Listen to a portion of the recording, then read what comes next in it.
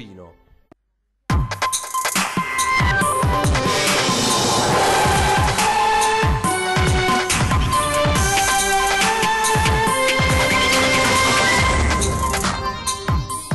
in mattinata in tutto il Veneto si sono svolti i presidi dei metalmeccanici per la sicurezza sul lavoro, i sindacati CGIL, CISL e UIL da Mestre hanno lanciato un percorso di mobilitazione generale. Manifestazione davanti ai cancelli delle acciaierie venete, dove 4 operai sono stati colpiti dal calore della colata, in 1000 a chiedere più sicurezza nei luoghi di lavoro.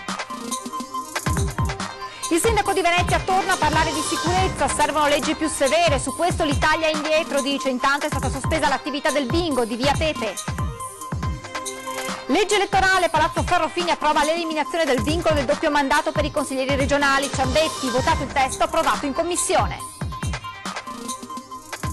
Giornata della memoria dei greci del Ponto, la comunità ellenica veneziana ha organizzato una serie di eventi commemorativi in centro storico per non dimenticare.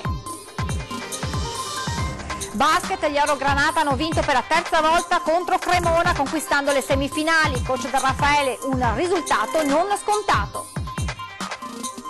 Terza edizione di Sport e Salute, la manifestazione che coinvolge i bambini delle scuole per educarli allo sport in ogni sua forma. Buonasera e ben ritrovati con le notizie da Venezia e provincia. In primo piano dunque il tema della sicurezza sui posti di lavoro. Sulla sicurezza non si può più tergiversare, l'ennesima tragedia sul lavoro che è accaduta questa mattina nella Marca Trevigiana porta a 22 il numero dei morti registrati in Veneto da inizio anno, una situazione non più tollerabile, dicono CGIL, CISL e UIL, che da Mestre hanno lanciato oggi un percorso di mobilitazione generale.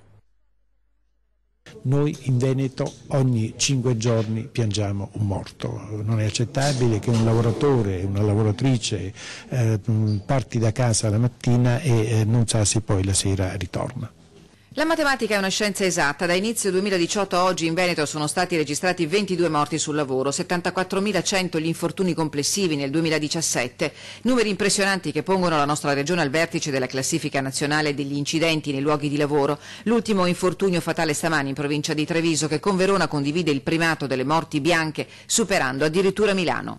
È una situazione inaccettabile, per questo abbiamo chiesto alla Regione di convocare un tavolo, bene la convocazione per lunedì, ma a Zaia diciamo non servono cerimonie, non servono riti, non servono parole, servono fatti e risposte concrete. E così partito oggi da Mestre il percorso di mobilitazione generale lanciato da CGIL, CISL e UIL in tutto il Veneto, perché il tema delle morti sul lavoro va affrontato non solo in termini di denuncia ma di strategia di intervento.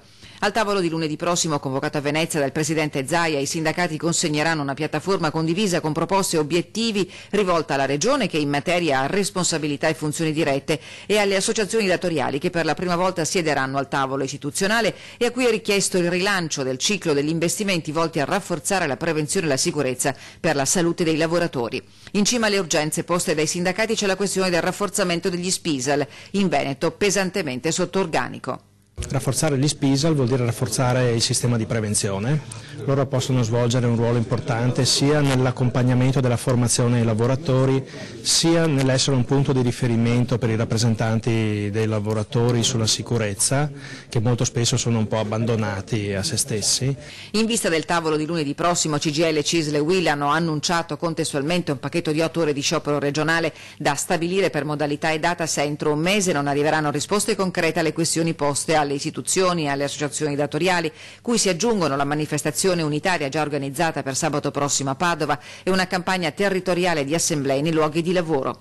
I sindacati chiedono tra l'altro il rafforzamento della formazione a partire dai banchi di scuola, oltre al controllo e alla verifica preventiva delle procedure di gara negli appalti. Dove può la Regione, dove possono le associazioni, non si arrivi a tirare su quelli che sono i costi, quando si riducono i costi per prendere l'appalto è chiaro che si va a ridurre anche la sicurezza nei luoghi di lavoro. Manifestazione intanto questa mattina davanti ai cancelli delle acciaierie venete di Padova, dove domenica scorsa c'è stato un grave incidente, in 1000 a chiedere più sicurezza nei luoghi di lavoro. E ci vuole un segnale forte da subito. Vi ringrazio e un pensiero va ai nostri feriti e alle loro famiglie. Ci sarà ce la fatta. 1 migliaio di tute blu davanti alla sede delle acciaierie venete, una manifestazione silenziosa per chiedere sicurezza nelle fabbriche. Sciopero di 4 ore del settore metalmeccanico oggi, al termine di una settimana nera sul versante degli incidenti sul lavoro. Dobbiamo continuare a chiedere che le istituzioni intervengano e che anche noi dobbiamo continuare a fare più cultura sulla sicurezza, perché rischiamo che diventi una guerra, non un posto di lavoro. Lunedì i rappresentanti sindacali verranno ricevuti in regione per chiedere più controlli, perché non si può morire di lavoro, dicono. Sabato prossimo ci sarà un'altra manifestazione regionale dei metalmeccanici a Padova. I lavoratori chiedono che non vengano abbandonati a se stessi, di poter continuare questa lotta. Bisogna ripensare come si lavora dentro i luoghi di lavoro, perché così non può funzionare. Questa settimana è stata un'ecatombe, tra morti e feriti. Credo che sia stata una delle settimane più disastrose degli ultimi anni. Gli operai non possono continuare a morire così. Il pensiero oggi va a chi è rimasto ferito nell'incidente di domenica scorsa. Nei giorni scorsi i lavoratori delle acciaierie si sono alternati in modo solidale, insomma, per andare a trovarli in ospedale. Nel caso specifico delle cose le avevamo dette e potevamo anche, volendo, dimezzare questi infortuni, sicuramente. Una tragedia della disperazione è accaduta questa mattina intorno alle 8:30, chilometro 374 della A4, in prossimità dell'area di servizio di Arino di Dolo. Un uomo di circa 30 anni è stato investito e ucciso mentre a piedi attraversava la carreggiata. La vittima è stata scansata da un mezzo pesante, ma l'auto che sopraggiungeva non ha potuto evitarlo. Il giovane è stato travolto ed è morto sul colpo. Il trentenne, di nazionalità rumena, e pare si fosse allontanato dalla struttura di cure psichiche nella quale era ospite. Stamattina sul posto hanno operato, oltre alla Polstrada, il suo 118 con l'elisoccorso e 4 mezzi ausiliari con il personale di CAV, coordinamento del centro operativo di Mestre. L'investimento ha causato code fino a 10 km in direzione Trieste-Venezia. Il sindaco di Venezia, Brugnaro, torna a parlare di sicurezza. Servono leggi più severe e dice: su questo l'Italia è indietro. Intanto è stata sospesa l'attività del bingo di Via Pepe. Il questore di Venezia ha sospeso per 15 giorni l'attività del bingo di Via Pepe in centro a Mestre e del bar al suo interno. Una misura decisa dopo il susseguirsi di situazioni di violenza e cattive frequentazioni del posto. E mentre le indagini proseguono, giovedì la polizia ha fermato uno dei protagonisti della rissa, un 19enne albanese, con un provvedimento di custodia cautelare pendente a carico, che l'ha portato dritto in carcere. Ma in città serve più sicurezza. Da tempo lo chiedono i cittadini e lo riconosce anche il sindaco. È una delle nostre emergenze, su cui insisto, mancano dei provvedimenti di legge, assolutamente mancano, per poter tenere almeno dentro quelli che delinquono in maniera abituale. Anche alla luce dei recenti episodi di criminalità, soprattutto nella terraferma veneziana, Brugnaro torna a ribadire un concetto fondamentale che riguarda il nostro paese e da cui parte tutto, concetto su cui dovrebbero riflettere anche i cittadini. Su alcune questioni che interessano i cittadini più direttamente, soprattutto quello della sicurezza in particolare, lì siamo cioè indietro la legislazione italiana, non c'è niente da fare, cioè non puoi prendere uno che sta spacciando sotto casa una persona e non arrestarlo, cioè se lo arresti poi lo devi liberare. Questa cosa non sta né in cielo né in terra, cioè non è possibile, cioè non è possibile che gente che ha 15, 16 denunce a piede libero continui a circolare tranquillamente. Uno viene arrestato, dà testata a un vigile, scappa e lo riprendiamo e lo liberano di nuovo, cioè è qualcosa da rivedere, insomma. Questo non l'ho visto nel patto di governo, però questa qua secondo me sarebbe una cosa prima di tutto da fare. Il resto sono chiacchiere e taraluci, così è la verità. Dobbiamo aggiornare le leggi, aggiornassero queste prima di fare grandi discorsi, di spendere miliardi che non si capisce a dare i redditi a chi sta a casa, cioè non sta in piedi sta roba qua. Bisogna fare un sistema che da una parte crea il lavoro, propone il futuro, ma dall'altra, cioè, se uno pensa di vivere così, a fregarsene di tutti, cioè, questa è la realtà. L'Italia su questo deve fare veramente un grosso passo in avanti. La politica, l'eliminazione del doppio mandato per i consiglieri regionali nella legge elettorale del Veneto, in discussione a Palazzo Ferrofini, avrebbe scatenato l'ira del presidente Luca Zaia, che, stando a voci di corridoio, avrebbe appreso a cose fatte della presentazione dell'emendamento Finozzi. Getta intanto acqua sul fuoco il presidente del Consiglio regionale Ciambetti, che abbiamo raggiunto telefonicamente. Ma ho visto ricostruzioni giornalistiche secondo me non troppo realistiche, mettiamola così. Naturalmente quando sei in aula ci sono dinamiche d'aula che non possono essere anche magari comunicate o gestite con chi non è presente fisicamente a Serafini. Mi pare che non ci sia alcun problema sull'iter della legge che stiamo portando avanti.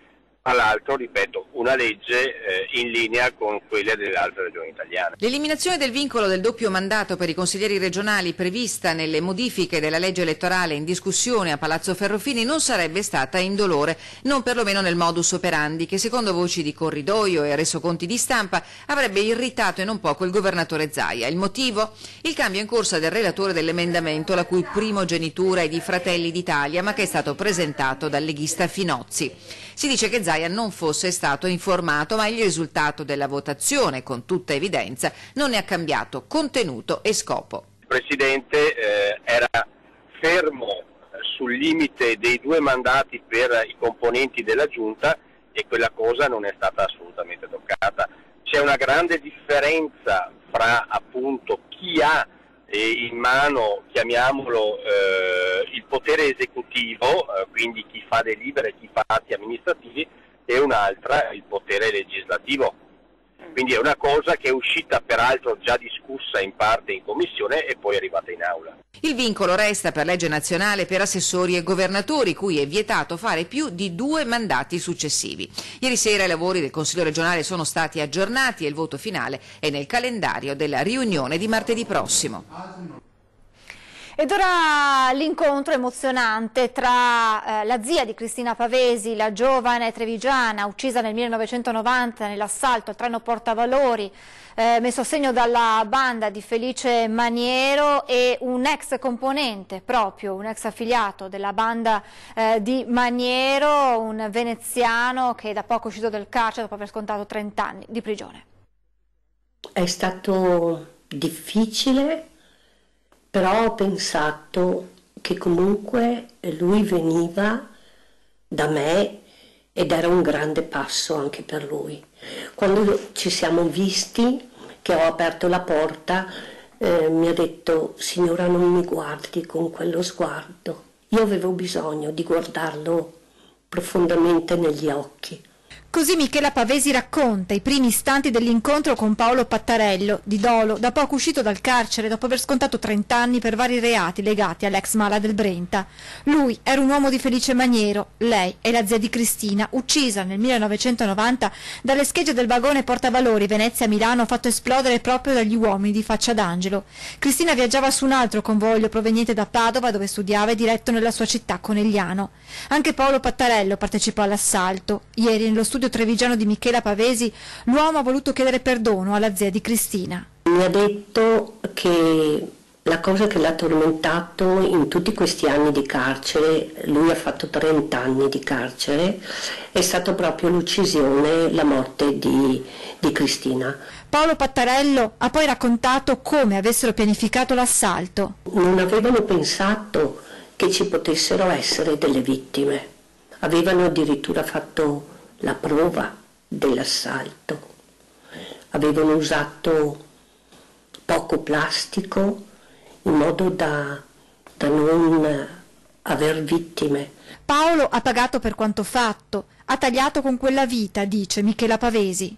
L'ho perdonato perché è una persona che comunque ha dimostrato un grande dolore. Si vede che Paolo è una persona provata, continua Michela Pavesi, non come Felice Maniero. Non lo odio, non ho sete di vendetta, ma il perdono è una cosa seria. Io non darei il perdono a Maniero. Adesso ci fermiamo per qualche minuto di pubblicità. A tra poco.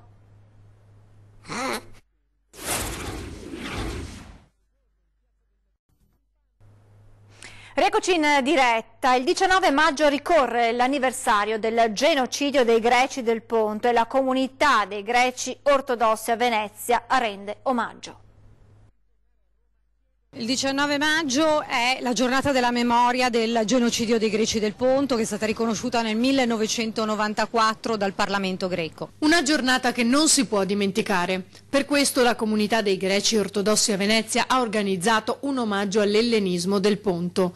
Musica, letture, dialoghi in campo dei greci. È stata fondata nel 1498 da greci che lavoravano per la Repubblica come stradiotti, cioè come soldati, erano anche profughi dai territori greci occupati dai turchi. E questo ci accomuna con i greci di Pontos, che dopo secoli anche loro in fuga dai soprusi che hanno subito. E che non si possono dimenticare. Erano dei greci che vivevano da circa 2500 anni sulle coste del Mar Nero, erano discendenti degli antichi coloni ed erano arrivati in queste zone prima dei turchi, che arrivarono intorno all'anno 1000. E andando un attimo avanti nel tempo, all'inizio del Novecento, questa popolazione, che era minoritaria chiaramente e di religione cristiana e cultura greca, fu oggetto di una persecuzione, di uno sradicamento e di un genocidio. Questo avvenne tra il 1916 e il 1923, in contemporanea al genocidio degli armeni, che è più noto decisamente, e al genocidio degli assiri, altra minoranza religiosa. Erano tutte e tre queste popolazioni cristiane. I Greci del Ponto erano circa 700.000 all'inizio del Novecento, furono perseguitati, deportati, gli uomini furono arruolati in battaglioni di lavoro e costretti a lavori forzati e morirono in massa in questo modo. E tra appunto il periodo del 1916 e del 1923 su 700.000 perirono 353.000 persone, cioè più della metà di questa popolazione, il che denota una chiara volontà di sterminio da parte dei turchi, che tuttora peraltro non riconoscono questo genocidio. Siamo allo sport basket, gli Orogranata hanno vinto per la terza volta contro Cremona, conquistando le semifinali. L'Umana Reyer si è aggiudicata le semifinali di play-off, consolidando la sua presenza tra le grandi potenze del campionato, forte di 3 vittorie contro Cremona. L'ultima ancora più dolce, visto che si giocava proprio in casa dell'avversario.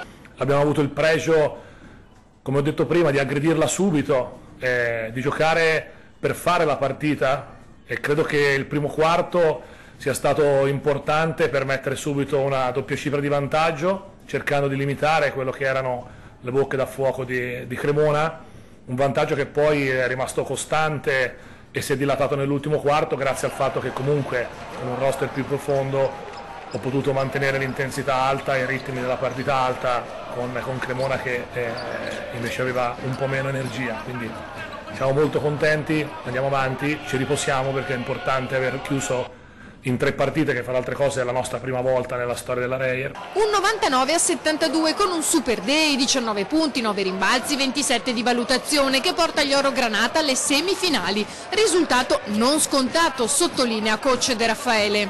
Per noi è una semifinale importante perché comunque è la nostra quarta semifinale in 4 anni, vuol dire che il club sta lavorando a altissimo livello e mi rendo conto che per tanti intenditori è una cosa dovuta e scontata, però per me non lo è, perché comunque credo che nello sport non ci sia niente di scontato e quindi siamo molto felici di questo risultato raggiunto in una stagione che ci ha visto fino a questo momento avere una grandissima continuità in campionato e in Europa. Ora non resta che attendere di sapere chi sfiderà Venezia nella serie di semifinale tra Trento e Avellino. Anche quest'anno torna a Favaro Veneto l'iniziativa Sport e Salute che coinvolge i bambini delle scuole. Educarli al sport e alle varie discipline, quindi anche allo stare assieme, creare anche sinergia all'interno degli sport stessi e sicuramente partendo ovviamente dalle elementari, quindi i primi input sportivi sicuramente a quell'età, ma anche alle scuole materne che anche seppur siano così piccoli però iniziano dalle piccole cose, dalle piccoli aspetti sportivi già ad entrare in questo meraviglioso mondo dello sport che sicuramente porterà molte soddisfazioni in avvenire. Questo è l'obiettivo di Sport e Salute, la manifestazione giunta alla terza edizione che coinvolge oltre 1000 bambini delle scuole materne, primarie e secondarie. È una manifestazione che coinvolge un sacco di bambini delle nostre scuole che così vengono avvicinati agli sport, a vari sport. È una manifestazione che coinvolge le associazioni sportive del nostro territorio, che ringraziamo a nome della municipalità, ed è una manifestazione che è appoggiata dall'amministrazione comunale. Anche all'amministrazione comunale vanno i nostri ringraziamenti. L'evento è inserito nel calendario delle città in festa e si è svolto oggi dalle 8:30 alle 13 con oltre 1700 bambini che hanno potuto sperimentare varie discipline sportive, da quelle più comuni a quelle più singolari. La seconda giornata invece si svolge sabato pomeriggio dalle 15 alle 18 ed è aperta a tutti. Prevede esibizioni, tornei, saggi delle varie associazioni, prove gratuite di pratica sportiva, oltre che per i più piccini laboratori di aquiloni, colori e animazione. Siamo in chiusura, vi lascio le previsioni del tempo, grazie per essere stati con noi, buon proseguimento di serata.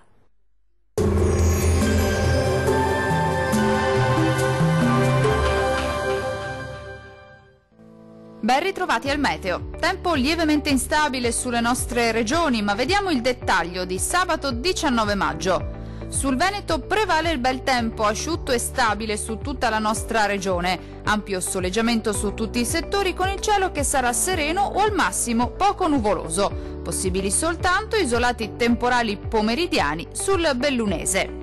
Temperature minime tra 11 e 14 gradi, valori massimi compresi invece tra 21 e 25 gradi circa. Situazione simile sul Friuli Venezia Giulia, anche in questo caso sarà buono al mattino, con tanto sole sulla nostra regione, dove il cielo sarà in prevalenza sereno. Nella seconda parte della giornata qualche acquazzone sui rilievi in genere. Temperature minime tra 13 e 14 gradi, valori massimi oscillanti invece tra 23 e 26 gradi. Non sarà altrettanto fortunato il Trentino Alto Adige. Qui il tempo sarà molto instabile, con molte nubi e con rovesci e temporali piuttosto frequenti nell'arco della giornata. Generale miglioramento però già entro la serata.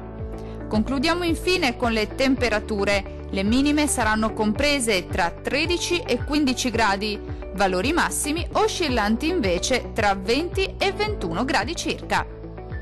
Dal meteo di Antenna 3 per ora è tutto. Arrivederci al prossimo aggiornamento.